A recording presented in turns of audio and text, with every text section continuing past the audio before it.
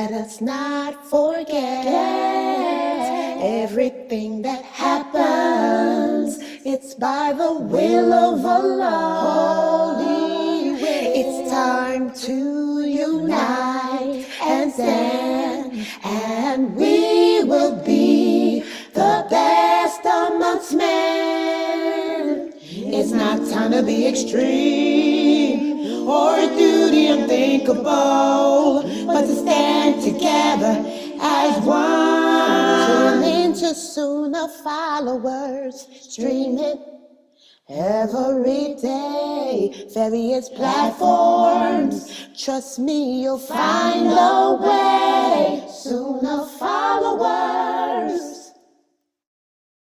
From Sunnahfollowers. This is from Sheikh Saleh. We need to unite. Sisters, wear your hijab, wear your beards, be proud of your beards. Stay home, stay in your home. Stand up, unite, and stand for Allah subhanahu wa ta'ala. That's right, Saleh. We all should stand up in solidarity, not transgressing the limits of the law, but standing together with patience and understanding. This is Sunnah followers.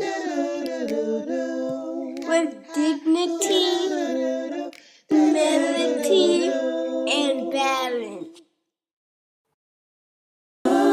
Living in this dunya, to the believer, is a prison. Living in this dunya, to the believer, is a prison. Living in this dunya, to the believer, is a prison. Only way we'll make it is Quran.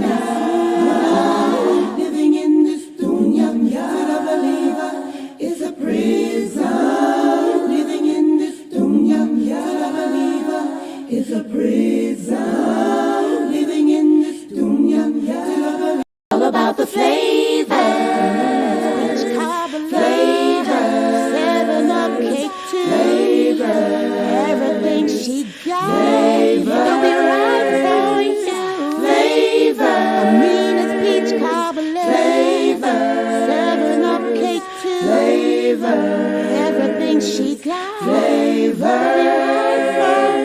Flavor. Amina's peach cobbler. Flavor. 7-Up cake too. Flavor. Everything she.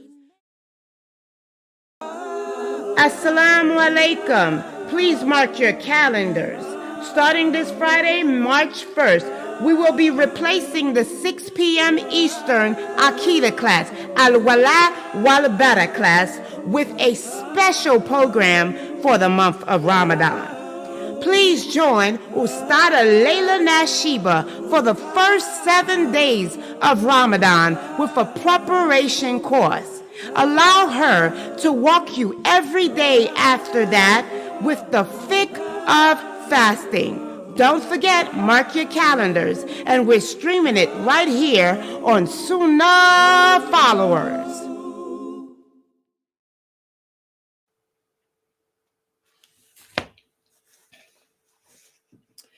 Ina alhamdulillah, wa salat, wa salam ala wa rasulallah. I like to first of all congratulate everybody listening to me for making it to the 3rd week of Ramadan for the year 2024. Ramadan is almost over.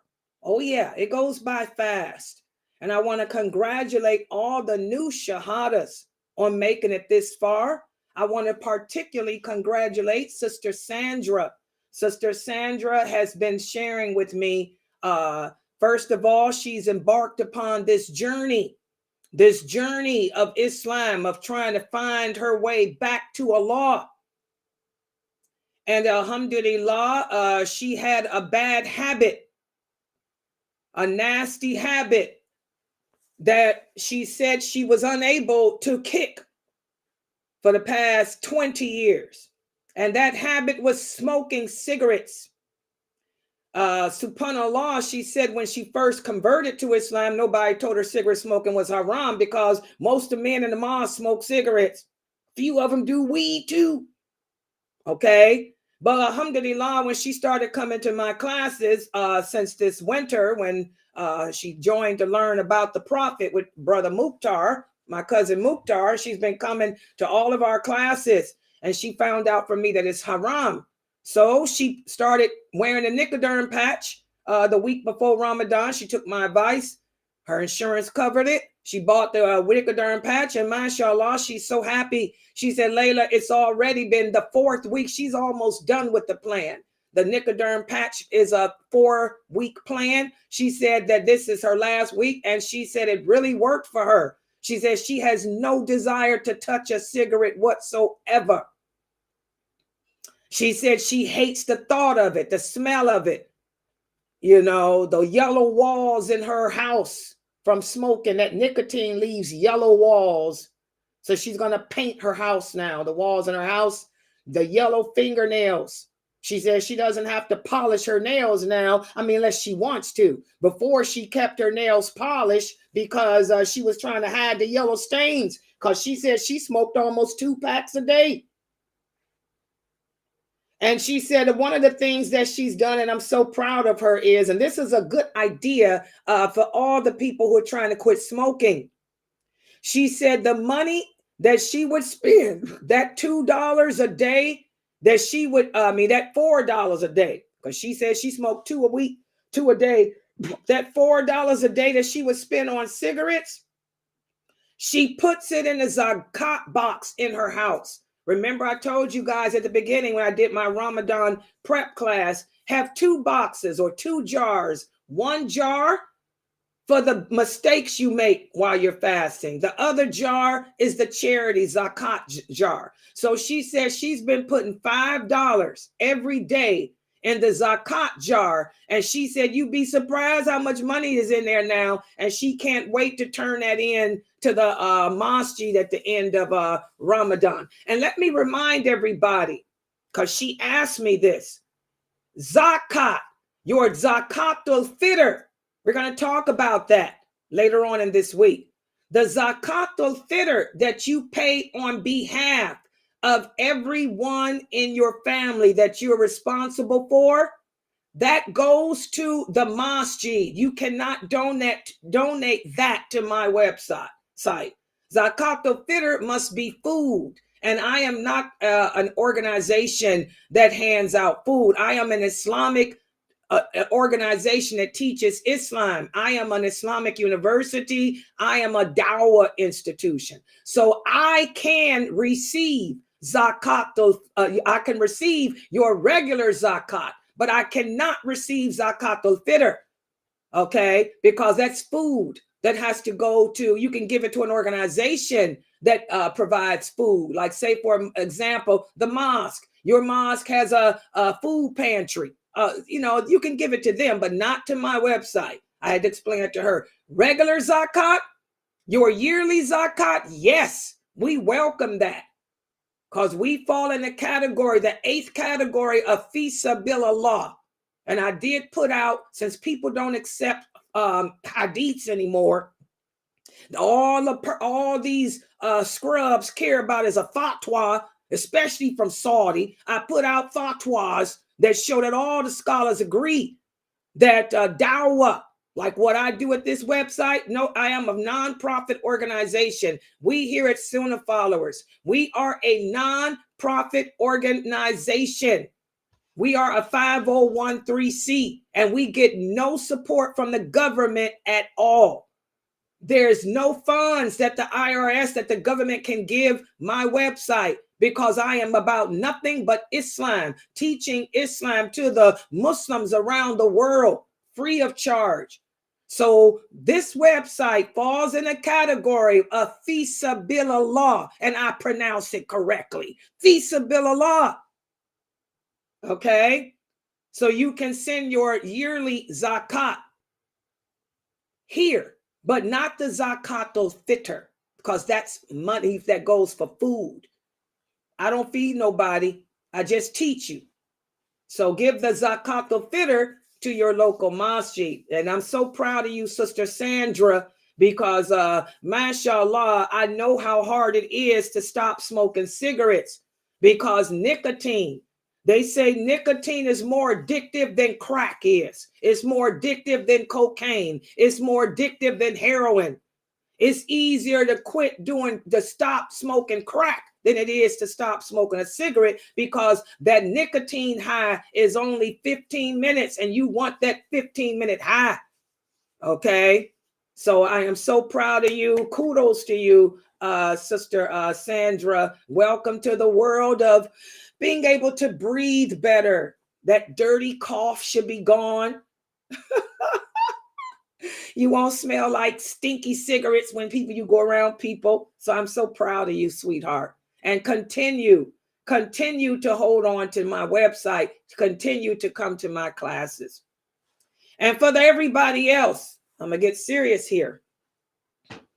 Remember, I told you guys, the third week of Ramadan, this is where the struggle begins. Well, the struggle begins the second week. The third week, you will see the profits of your struggle. Like Sandra, she's smoke-free. Look at that, smoke-free. That's a blessing from Allah. A couple of other sisters, one sister told me, she came on here yesterday and said she finally got the job she applied for. MashaAllah. I told her, good job. Allah has rewarded you. Whenever we sacrifice for Allah, He brings about reward. So you guys have been sacrificing for 3 months, going without food, water, drink, controlling your emotions, your desires. So you're going to see the reward. And then for people like me, it gets hard. The dawah. I am a daya. I have to remind people that a lot, not because I'm saying I'm superior over you, but you have to remember we're on a different level. I'm on a different level than the rest of you because I'm your teacher and I'm a daya. So my challenges are going to be different. My struggles are going to be different. This is where it gets hard for us daya. We have to deal with the shayateen, the devils amongst mankind. They are the allies of Shaitan. And in the third week, every Ramadan, because I have touched the hearts of so many new shahadas. I have touched the hearts of so many Muslim women who have been struggling with their deen all year. Now Iblis, even though he's locked up in chains, and so are his ifrit amongst the jinn, the big devils amongst mankind are not locked up. So the denizens of Iblis amongst humans are angry. They're angry because this woman, Laila Nasheeba, done pulled away their victims. So now I have to deal with the backlash. It's called the backlash of dawah. For those of you who want to make a career out of dawah, you better think twice. And you need to ask yourself, can you handle the backlash? Because we daya, those of us of the truth, we get a lot of backlash, slander, accusations, all kind of fitting. Well, I'm going to address one fitting that emerged today. I looked on my comments on YouTube, and a sister, and I know who the person is because Allah gives us insight like that to who the shayateen are. But as you guys know, may not know the new sisters, but for anybody else, I was the pioneer. I am the pioneer. I am the pioneer of internet dawah. Voice technology was invented. I was an IRC operator. Voice technology was invented on my website. We were experimenting, myself and a few other IRC ops, along with Dianera. That shows how old I am. There were some 3 guys who were IRC ops with us. They were from out of San Diego and in LA. In California. They said, Nasheeba, let's try something. They said, we want to see if we can invent voice technology. I said, what you talking about? We can talk instead of us typing on the internet like we do and nuking like we do. I want to see if we're going to try we got a project going. We want to see if we can create voice technology. I said, well, I'm trying to make a website. I wished we could talk instead of type. So that's where the three guys invented voice technology with my website. My website originally was called KuwaitiNet. It was called KuwaitiNet because it was me, a bunch of brothers from Kuwait, some Egyptians, and the three Caucasian boys down there in Southern California who are now famous now famous, well known. Okay. So my website's been around since 1986. I'm not new at this. I'm the old Daya. I'm known as Lady Locks from IRC. Yeah, I used to ban people. I was known. Don't play with Lady Locks. Lady Locks will see you and she will ban you from all servers. That's me. I don't play. Never have. Along with Dianera. Okay? So I've been around a long time on this internet giving dawah, and I've had thousands, I repeat, thousands of people have come in and out of my website since 1986. 1986. In the 2000s, that's when all the big fitna began. I used to have a lot of Muslims coming to learn from me in the early 2000s, mostly women, of course, because my dawah is geared towards women. But just like I do with you guys today, when you teach Islam, you have to give them baby steps. I've been teaching the same thing since 1986, but it's different. I take you guys up a level each time I teach because, I can't scare you. It'll run you away from Islam. Well, I received a comment from a person that used to come to my website back in 2011. It's a woman. I know who she is. She left a message on YouTube for me. That's why I have all my comments where you can't post them. When y'all post, it doesn't go. I have to screen them because I know I got haters. I've been doing this since 1986, but technology has advanced.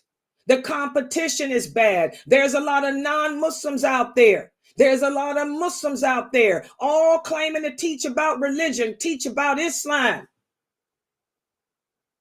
I tell you guys, 97% of the Muslims y'all listen to on social media ain't qualified to teach. And they're calling you to something other than the Quran and Sunnah. So I have to be unique. The Prophet Muhammad said, be distinct. And I've been known all my life as being the pioneer, the first to do this, the first to do that. Well, I'm the first to make my dawah this way now too.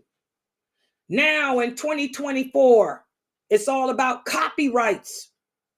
It's all about copyrights. If I play some verses of the Quran, my video will be shut down due to copyrights because everybody has copyrights even on their Quran recitation. Any backgrounds that you use, pictures, it's copyrights. If I use a picture that belongs to somebody, my whole video, my whole lecture is coming down because it's copyright. So I have to make my own pictures like I did this. I used to have the Sunnah follower theme. Y'all know I've had that theme for years. I had to stop using it because somebody claimed copyrights to it.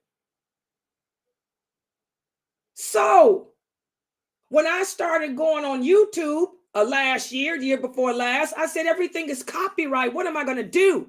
So I made dua. I said, oh Allah, you've guided me to create this website back in 1986. I've been around since 1986. Maybe it's time for me to retire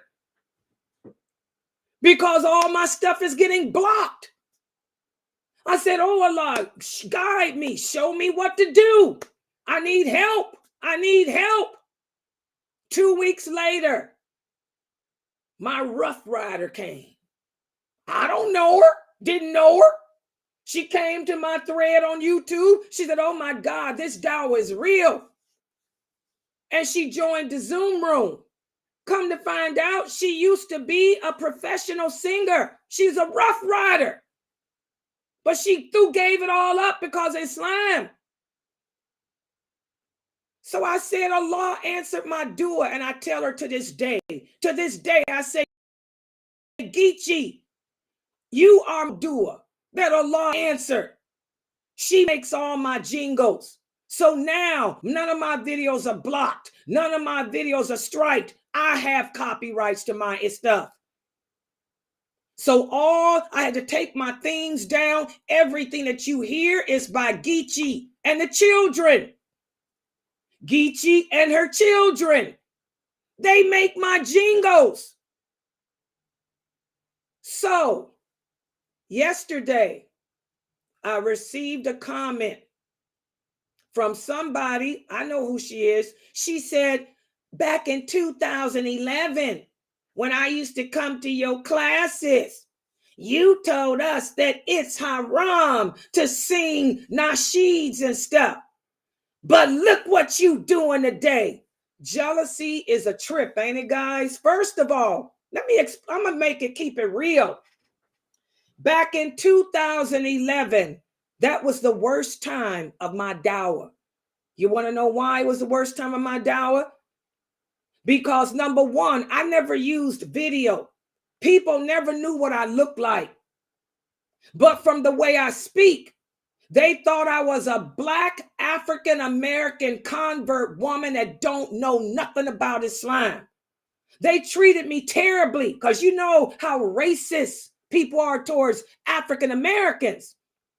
So they didn't know what I looked like. They didn't know what I was. They assumed I was some African-American woman that was not worthy of anything. Because that's how bad they treated African-American Muslims back then. So I went through a lot of harassment on this internet. A lot of harassment in 2011. And then a lot of the women left because of their jealousy. I can't learn from no Black person. Remember back then, guys, they used to say in 2011 that you had to be an Arab. Remember, the 2000s was the Arabic reign. The person didn't speak Arabic, they don't know the deen. Ain't no Muslims in America that know the deen. That was what was going on in 2011. So a lot of my students left me because they thought I was a Black African-American, nobody, Elijah Muhammad, don't know nothing. So they left me to join the Arab regime. I didn't care. I kept my dawah going. So now 2021 comes. That's when the world gets to see. Nobody knew what Laila Nasheeba looked like. Nobody knew what I looked like until I went video live in 2021. The world was shocked. Bam! She's Arab. She's Arab, although it don't mean nothing. But to them, they went, she's Arab. Hello, surprise. But I was raised not by my Arabic father. I was raised by an African-American man. May Allah forgive him of his sins. May Allah make his grave spacious. Well, all my dawah goes to my stepfather, who was African-American, and my mother, who's Creole. Hello, not my Arabic father. My Arabic father died when I was young. I don't even know him. But I know my stepfather. And my stepfather instilled in me, La ilaha illallah Muhammadur Rasulullah, and to make this dawah my life. So welcome to reality. Shock. So anyway, this person from 2011, she posts that comment. So I'm going to address her. Back in 2011, what was going on? You had... Break your fast. Hold on. Is it time? That was quick. You sure? Wait a minute. Hold on, guys. Oh.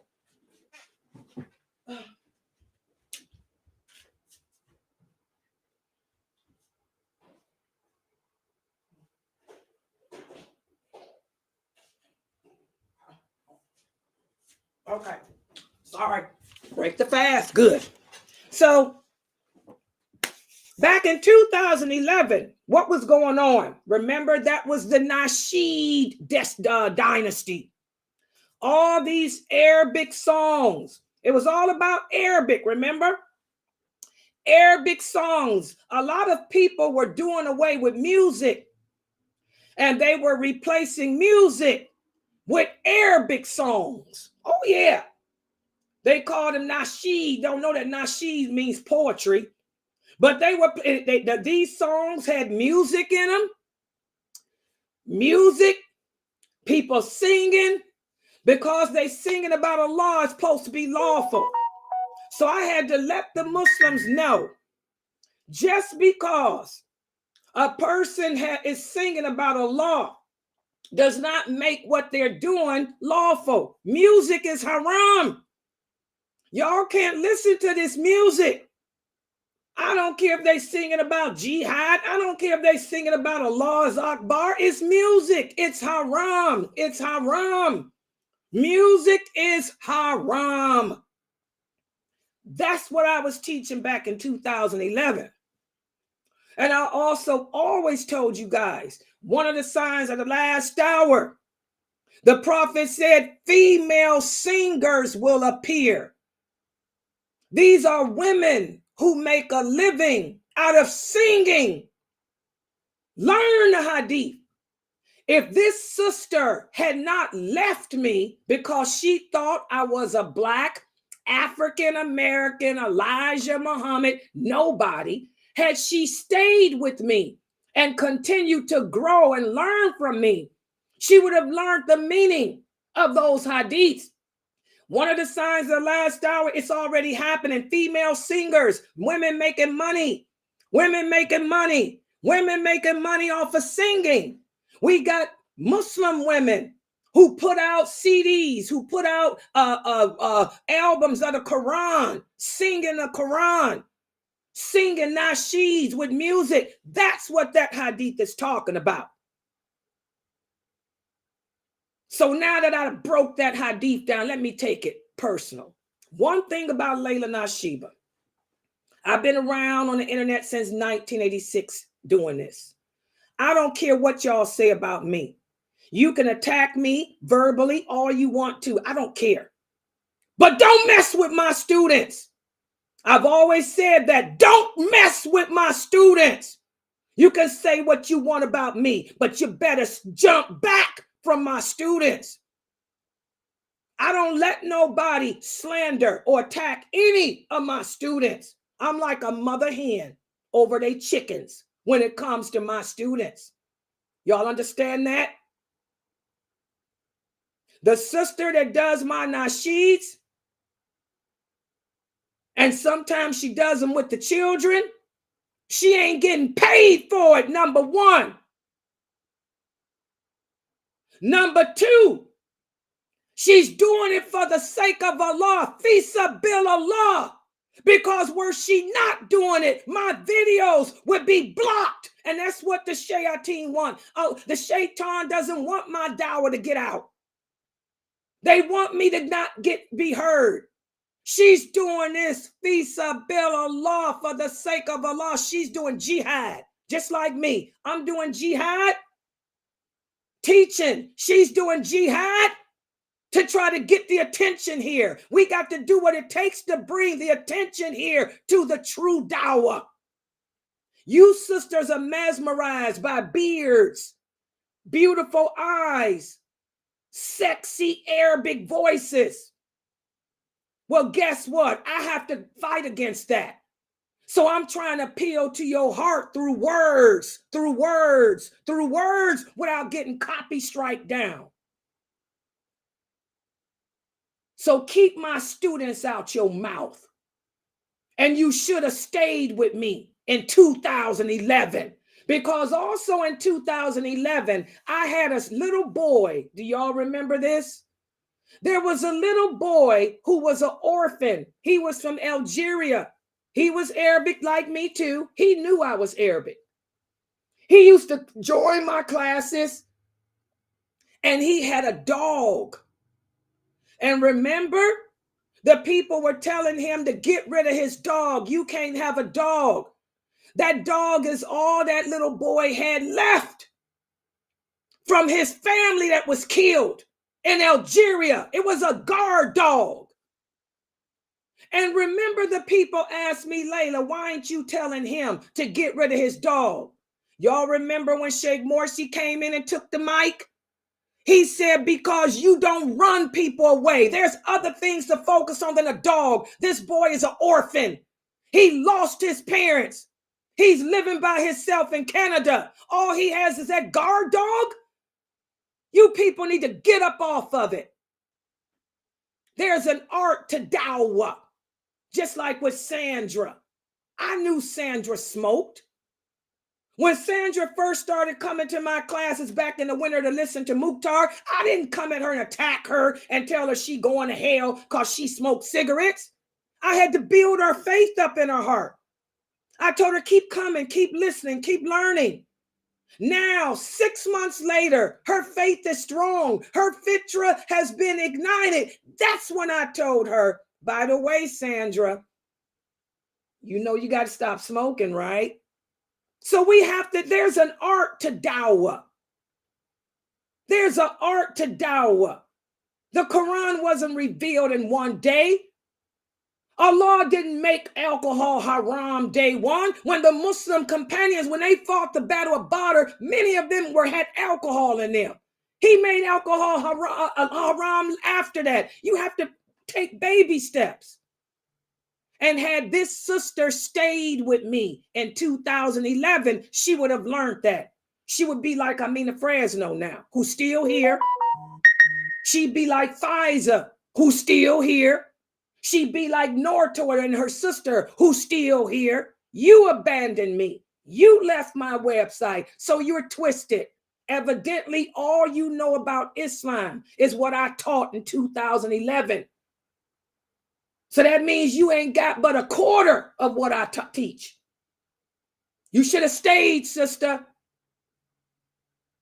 and stop being a hater. You still have that jealousy in your heart. That jealousy that caused you to leave because you thought I was a Black African-American Elijah Muhammad person who knew more than you. You left. Now you see, wow, that's Layla. Stay gone for all I care.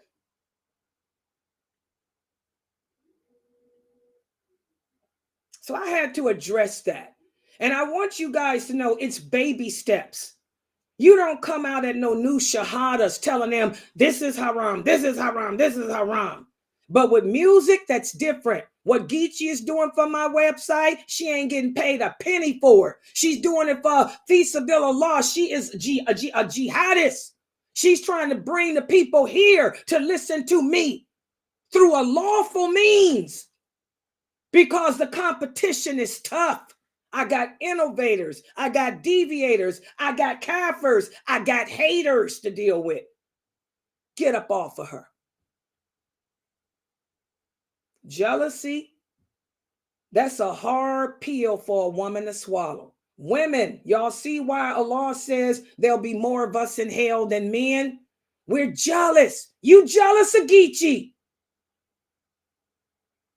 And make sure, Geechee, you recite the Falak, the Nas, and Ikhlas every day. I've been doing it all my life. Recite the Falak, the Ikhlas, and Nas every day, Geechee, because that will protect you from the hasid and the hasideen of the jealous, filthy women out there, okay, who want to take you down. They've been trying to take me down all my life, but they can't because I trust in Allah. And I do what Allah says to protect me from these female denizens of shaitan. You women got to work on that jealousy. You jealous of Geechee because her and her children are making jingles to bring the people in, so I don't get struck down by the Kafirs with copyrights. And you jealous of me because I ain't what you thought I was, and I'm still better than what you think you are. And that's sad. That is really sad. And I'm old enough to be your grandmother. That's what's even worse. I'm old enough to be your grandmother. Shame on you. All right. So I had to address that, guys. And with that said, now let's start the class. And yesterday I did my 11 o'clock class, and we spoke about how important it is for us as Muslims to trust in Allah. See, when we trust in Allah, that's how we survive. When we trust in Allah, we know that Allah is our protector. We know that Allah always got our back. What is that hadith that I've told you new shahadas to never forget? When Allah loves you, what happens? He becomes your eyes with which to see. What does that mean? That means Allah got your back. He becomes your ears with which to hear. He hears what they say about you, but he got you. Allah becomes your protector when he loves you. And that's why every day of our lives should be spent trying to earn the love of Allah, sisters. Because then you could care less about the scrubs. You could care less about the scrub women, the jealous women, the haters. The haters gonna hate. Let them hate. As long as they talking about you, let them hate. It's when they stop talking about you that you need to worry. The haters are gonna always hate. But Allah got you. Long as you are under the protection of Allah, he ain't gonna let nothing happen to you that he don't will it to happen. And Allah promised that he got you. If you are someone that he loves, he's got you. So we have to trust in him. And that was my lecture last night. And today I'm going to speak about it even more, because this is the third week of Ramadan. Ramadan is almost over. We will soon be upon the last 10 days. And what I want all Muslims listening to me, all Muslim women listening to me, to focus on is relying upon Allah. Don't just trust in him. Don't just trust that he got your back like I know. He got my back against the haters. He's had it since 1986. But I also rely upon him. And let me put the PowerPoint up on the screen, just so you guys can see. And please, the children, watch me on the big screen. And the adults, please take screenshots of this PowerPoint for the kids, because I want your children to not only trust in Allah, but to grow up like I was made to grow up by my stepfather and my mother, to rely upon him. And because of that, I could care less about the haters who hate. Keep on hating. Leave my students alone, though. Don't mess with my students. Hate on me all you want to. Care less. I'm still here. She's still here. Dragon Lady still here. Lady Locks is still here, taking them off the servers. All right. Okay, let me put the PowerPoint up. Y'all look at this here. In fact, let me put the fantastical background. Yeah, there. The kids said they liked this background yesterday. They said that this background looks good on television. There it is, the fantastical background. Okay, and let me go to my Zoom room now. Put the PowerPoint here. And let me come to you guys here. Hold on. Zoom. Day 15. Yeah, this is the 15th. Can y'all believe it? The sister here said it's 15 days later. Yep, it's almost over. I told y'all. I ain't playing. I told you it was almost over. She said it sure is. Yep. We'll be in the last 10 days, I think, by the weekend. If you do the math, I think the weekend will be the beginning of the last 10 days. And y'all know how those fly. Yeah. So day 15. I want all of the Muslims following me to focus on trusting and relying upon Allah. We talked about trust last night. Let's talk about what it means to rely upon Allah.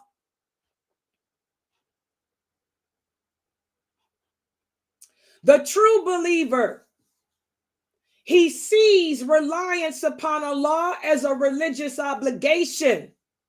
In other words, we know, those of us who truly believe La ilaha illallah, we view relying upon Allah as an obligation, just as we view trusting, because Allah tells us in the interpretation of the meaning, those who treat reliance as merely a statement for the tongue, giving it no place in the heart, without understanding its reasoning or pondering over it or its causes. These are people that don't understand the meaning of reliance upon Allah.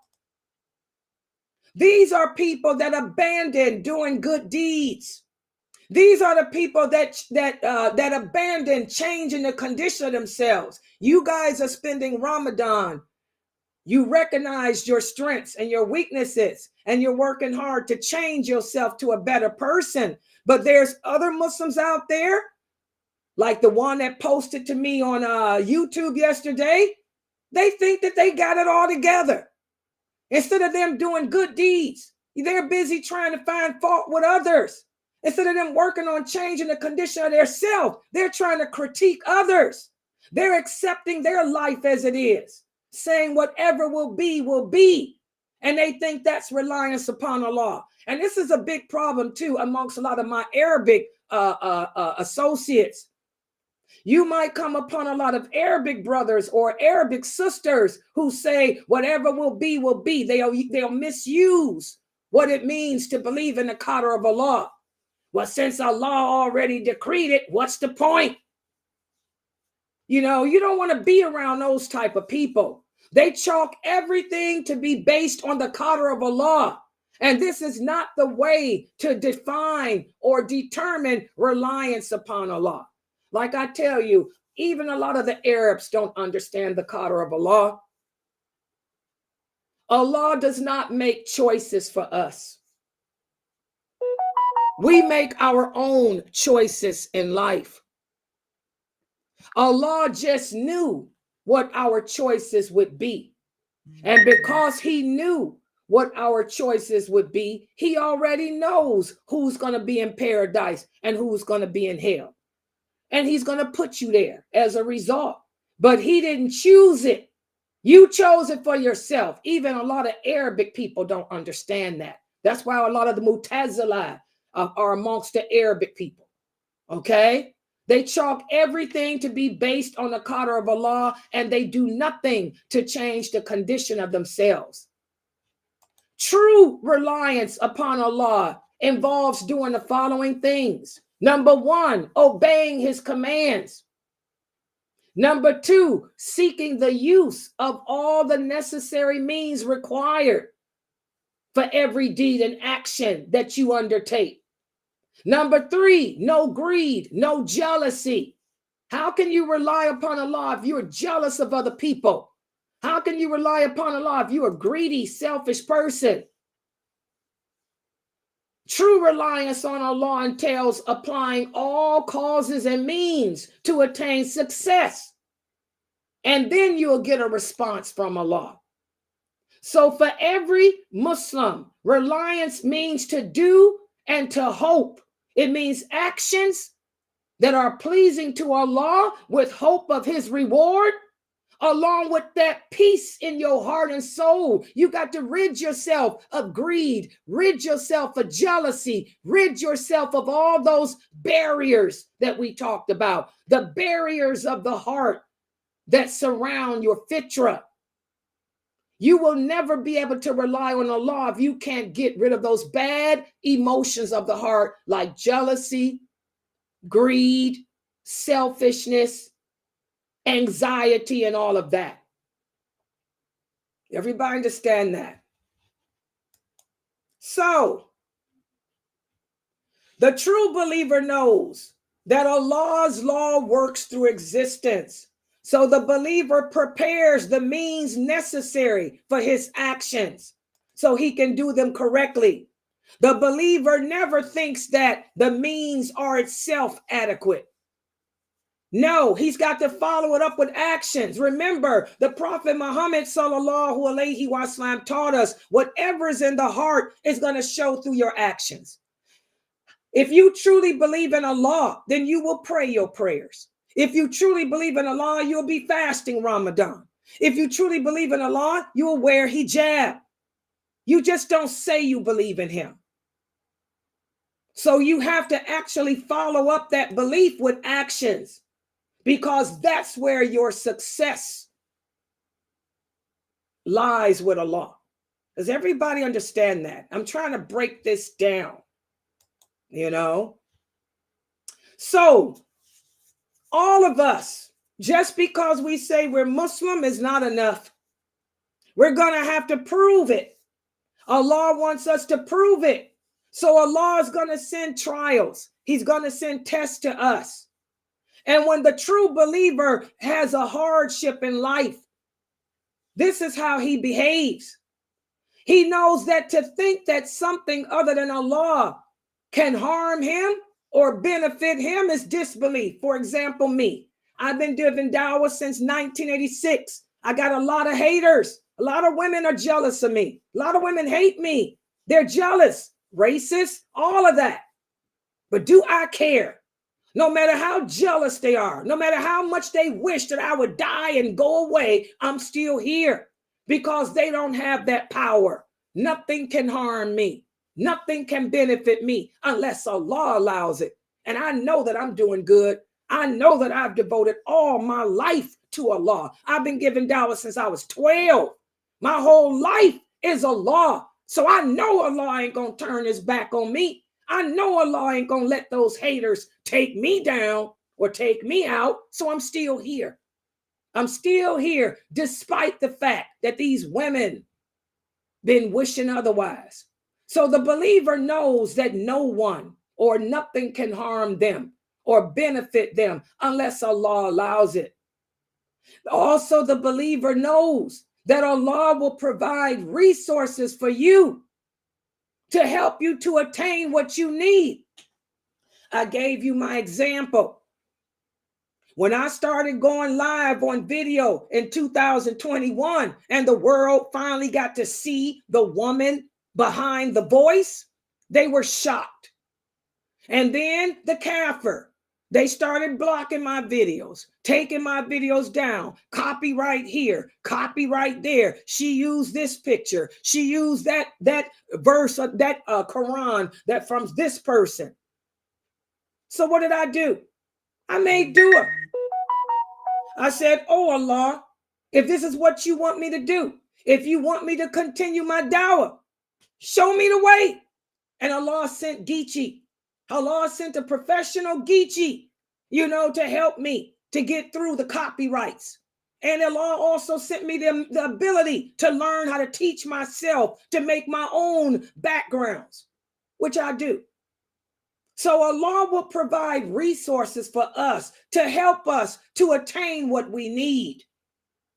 The believer relies upon Allah. We're not intimidated by the haters. We're not intimidated by shaitan. We're not intimidated by the kafirs.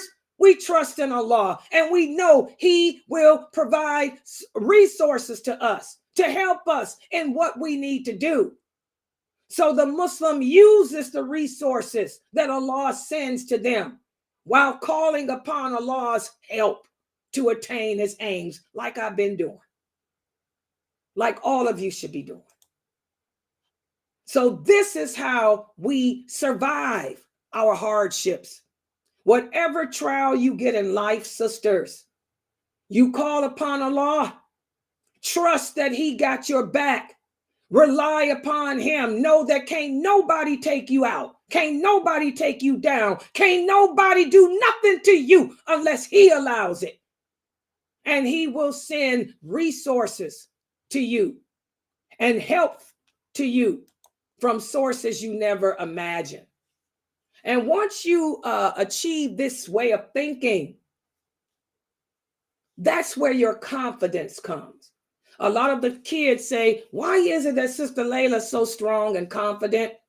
I have a lot of confidence because I trust in Allah, because I rely upon him. And there's some people out there who will envy or hate the fact that you are confident. They'll say, oh, she's got self-confidence. Astaghfirullah, that's a sign of arrogance. No, it's not. The Prophet Muhammad said arrogance is to look down on other people and to think you're better than them. That's arrogance. Self-confidence is inner pride. It's the inner pride that lights the heart because you know that Allah got you. You have to have self-confidence in order to be a Muslim, guys.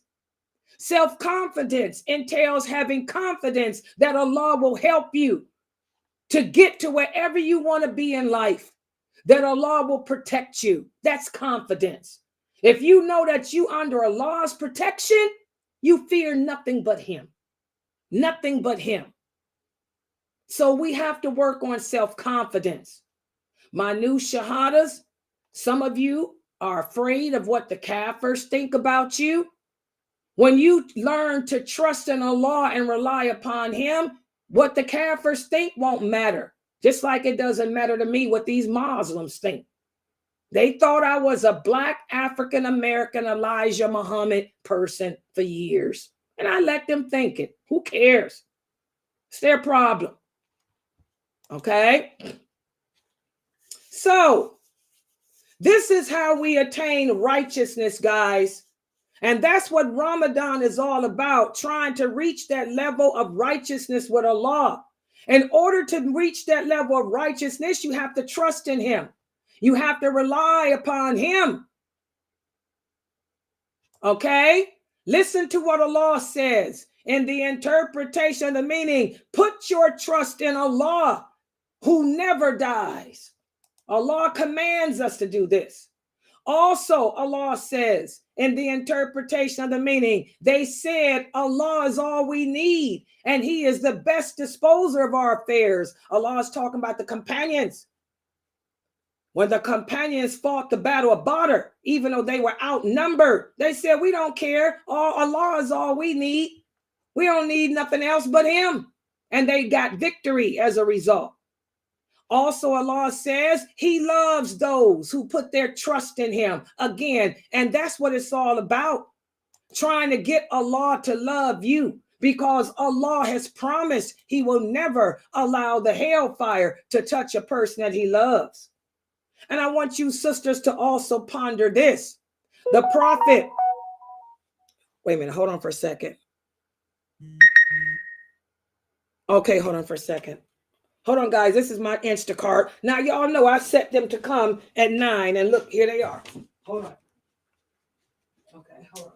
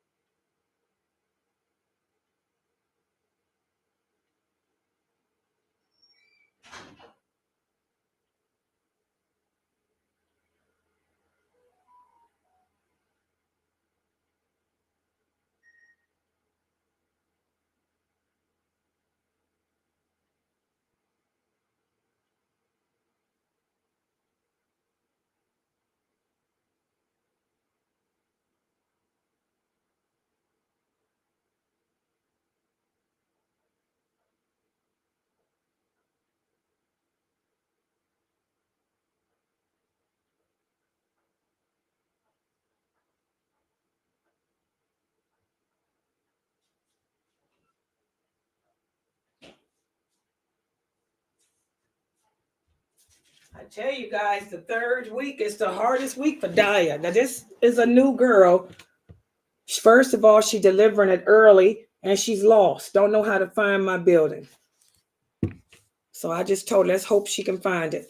Okay, I want you guys to ponder this hadith. The Prophet sallallahu alaihi wasallam said, if all of you were to rely upon Allah in the manner he deserves, then he would certainly give you provision as he does to the birds who leave early in the morning and they come back home with a full belly at dusk.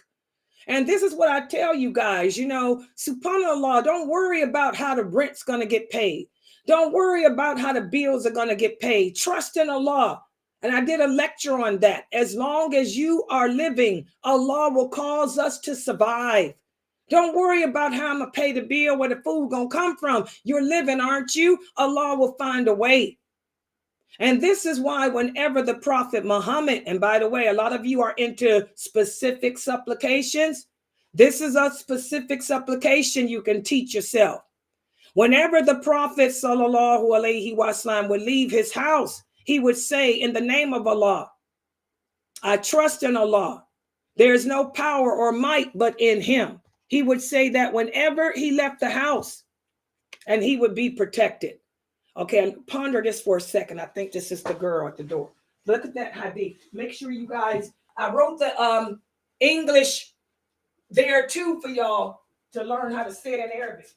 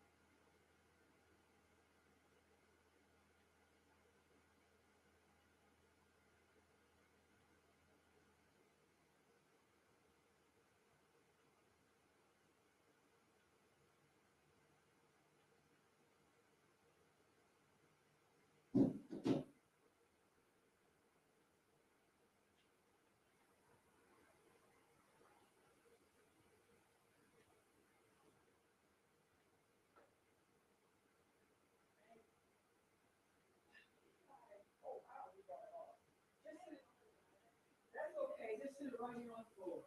Awesome. Yes, yes, right there. Thank you so much, sweetie. I just take a picture really quick. Yeah, drop that off. Yeah, all this puppy stuff. We got some of these people bad. Yeah.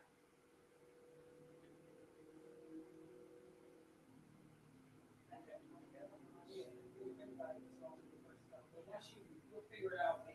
Yeah. You got it? I still love it. I got it. Okay. Thank you so much. So much, baby. You too.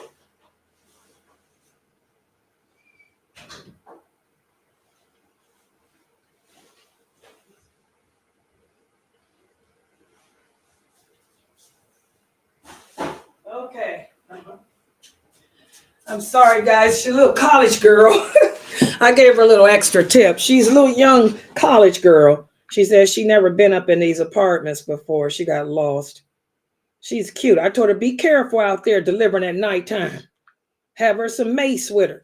Okay, so again, guys, the Prophet sallallahu alaihi wasallam taught us that if we would rely upon Allah and trust in him, he'll find a way for us, basically. And that's why whenever he left the house, he would say, in the name of Allah, I trust in him. There is no might and no power except in him. And also, this is the hadith that I shared with you guys numerous times. When the Prophet Muhammad sallallahu alaihi wasallam talked about the 70,000 people that will enter paradise without being judged. What makes them better than all other human beings is the fact that, number one, they trusted in Allah. They relied upon him to the point where they didn't even do ruqya.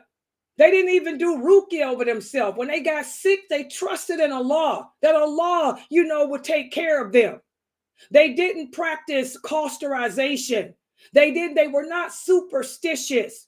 They simply put their trust in Allah, that Allah would find a way out of them, out for them from any sickness or any disasters.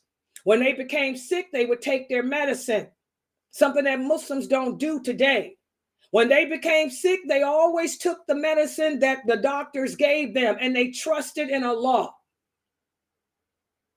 They weren't superstitious like you guys are. You think that the medicine come from shaitan, or, I'm going to go eat some herbs. I'm going to eat some grass. No, they weren't like that. They sought medical attention and trusted in Allah, that Allah would cure them of whatever their sicknesses were. And they were not superstitious like you guys are. Okay? And that's how we want to be. So again, as we go into this third week of fasting, because Ramadan is almost over, as we go into this third week of fasting, we have now recognized what our strengths are. We've recognized what our weaknesses are as Muslims. It's now time for us to start getting close with Allah by trusting in him, relying upon him, and only fearing him, not fearing man, not caring. I don't want you children to care what the people say about you. You know how they talk about Layla. Do Layla care? No. Look at me. Old grandma. Grandma still here and still striking them down on the internet. Lady Locks is still here striking them down. Trust in Allah, children. Live your life to make him happy. Live your life obeying him. Live your life knowing that he got your back. Hello, Allah got me. He ain't got you. Live your life that way. And you'll become confident. You'll become strong. And the people will hate you too, like they hate me, like they hated Aisha, like they hated the Prophet Muhammad, sallallahu alaihi wasallam. The Prophet Muhammad said every prophet and every messenger had their haters and had their enemies. If the Prophet Muhammad had haters, the Prophet Muhammad had enemies, who are you and me? You think that you ain't going to have haters? Long as they hate you, that's a good sign. It's when they stop hating you. It's when they stop talking about you. That's when you need to worry. All right. Okay. Subhana kala huma wa bihamdika. Ashhadu an la ilaha illa anta. Astaghfiruka wa atubu ilayk. Any questions or comments? And I apologize for all the interruption. Like I told y'all, the third week of fastings, you will start to see your blessings from Allah. But for me, the Daya, this is my test. Because Shaitan is angry. His denizens from hell are angry. All these old people that used to listen to Layla back in the 80s, 90s, and early 2000s, they getting ready to come out the woodworks with their smart aleck comments, which shows they ain't made no growth since 2011. You still stuck. All you got is what I taught you in 2011. That shows I must have taught you well, because that's the only thing that's sticking, huh? But you should have stayed to hear the rest. You should have stayed to hear the rest. Okay. Questions or comments?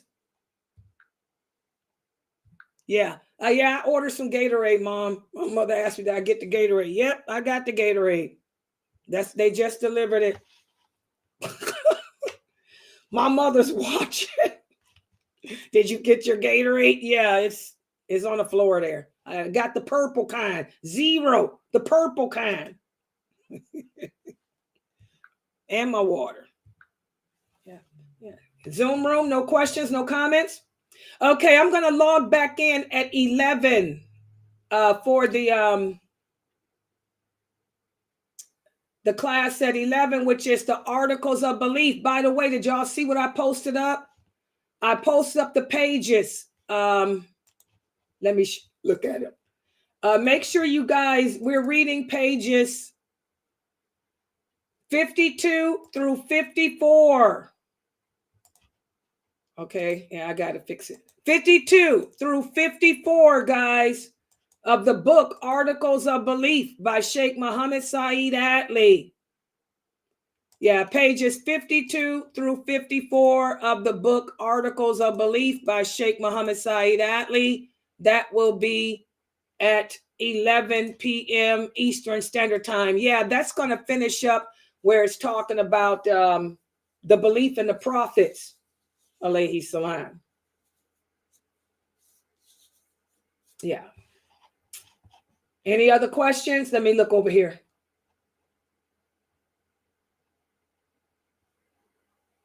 Yeah, exactly. Your fitra, the sister here says she doesn't want Ramadan to end. Exactly. That shows that your fitra has been awakened. For those of us, this is a good Ramadan. You can tell if it's a good Ramadan because you don't want it to end. I'm enjoying it. I'm going to be honest. This is the best Ramadan I've had in a long time. This is one of my best Ramadans. As far as the dawah, I'm really, the dawah. Yeah, alhamdulillah.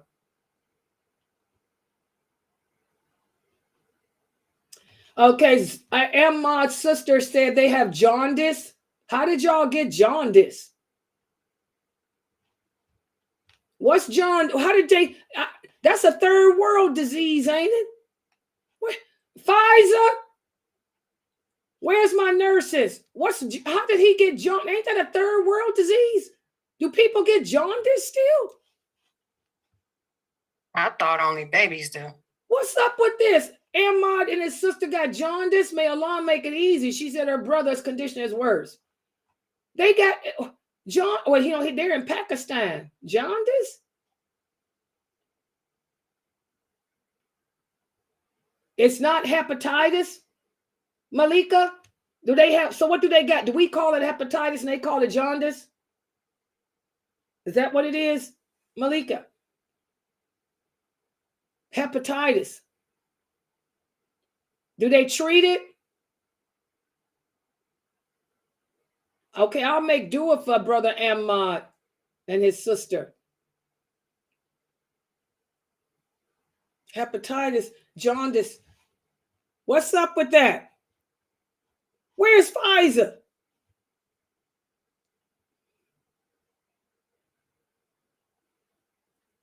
Do they cure it?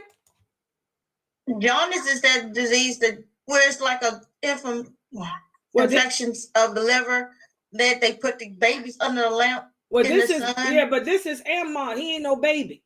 He got jaundice. What happened? So now what's that mean? He ain't dying, is he?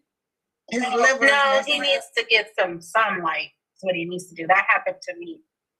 Who is that talking? My shade, not Shamika. Okay, so what happened? He ain't dying, right? No, he needs to get some sunlight. They need to increase his vitamin D. That's what they had to do to me. I ended up having to take like 50 or what was it, 60,000 milligrams or whatever of vitamin D a week for 3 months. Okay. And then I had to go outside. He needs to get some, I know you being sick and all, you got a backyard, a porch, a patio, some way to just sit out in the sun. That'll help the jaundice. Okay, so he'll be all right. Okay, sister, Yeah. brother Ahmad, what they did they give y'all the medicine, the vitamins and stuff for it? No, he doesn't have hepatitis. He's got jaundice.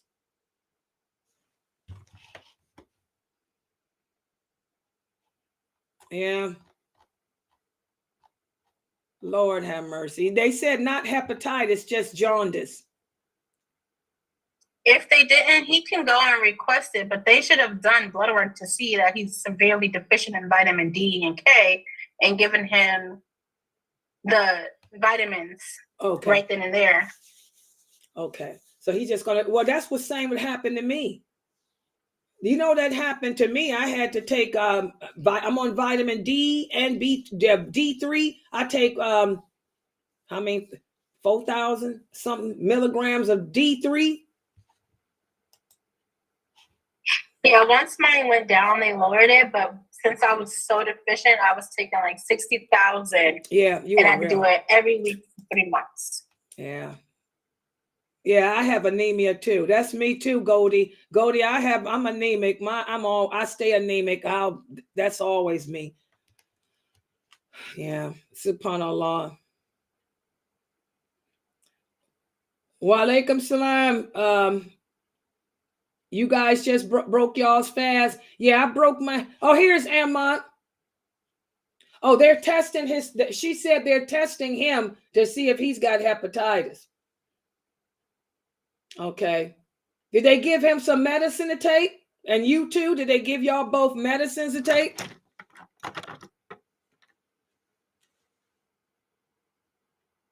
You know, Dr. Jamali had hepatitis. That's what Dr. Jamali had. Dr. Jamali had hepatitis. Yeah, that's what Jamali had. Yeah. SubhanAllah. Well, I'm going to make dua for y'all, sister. You and your brother. Yeah. She said they testing him for hepatitis. They both got jaundice, but they're testing him for hepatitis, she said. Well, I'm going to make dua for both of you. Tell Brother Ahmad, just hang in there. SubhanAllah. Yeah, that's what Dr. Jamali had, was hepatitis. My ex-husband, my first husband, my daughter's father had hepatitis too. But he lived a long time. He didn't die from the hepatitis. No. Okay. Yeah, that's what she was saying. She said the same thing you said, Maisha. She said that the doctor gave him some medicine and said it'll take 15 days to recover. Yeah, 15 days to recover, inshallah. All right, subhanAllah. Okay, guys, I'm going to log out for right now because I'm going to try to break my fast. Well, I broke it, but I'm going to eat something. And inshallah, I'll be back at 9. Don't forget the pages to read for the articles of belief. We're going to wrap up the discussion about the prophets and the messengers. So I'll be back at 11, inshallah. Subhanakallahumma wa bihamdika ashhadu an la ilaha illa anta astaghfiruka.